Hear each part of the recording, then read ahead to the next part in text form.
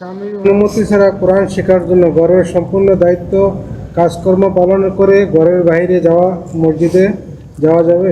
কোরআন শেখার জন্য স্বামীর অনুমতি নিয়ে নেবেন আর তারপরে যাবেন। বলছেন যে স্বামীর অনুমতি ছাড়া কোরআন শেখার জন্য মসজিদে যাওয়া যাবে ঘরের বা সংসারের কাজকর্ম সব ঠিক রেখে, ঘরের সংসারের কাজ ঠিক রেখে কোরআন শেখার বিষয়টি। কোরআন শেখার দুটো স্টেজ রয়েছে, একটা হচ্ছে ফরজে আইনের স্তর আর একটা ফরজে কেফায়ের স্তর, হ্যাঁ, বা সুন্নত মুস্তাহাবের স্তর।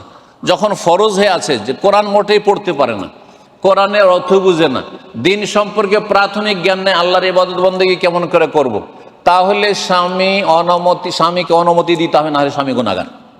আর স্বামী অনুমতি না দিলেও দিন শিখা ফরজ, কারণ সেটা ফরজে আইন, সেটা ফরজে আইন। জি। আর অধিকাংশ মহিলাদের ক্ষেত্রে বা বোনদের ক্ষেত্রে কিন্তু এমনটা নয়, অতিরিক্ত আমি তাজবিদ শিখতে যাব, সুন্দর করে বেশি আরো বেশি শিখতে যাব, আমি হেফজও করতে যাব, এগুলো নফল কাজ, এগুলো সুন্নত নফল মুস্তাহাব কাজ, এগুলো ফরজ কাজ নয়, ফরজে আইন নয়।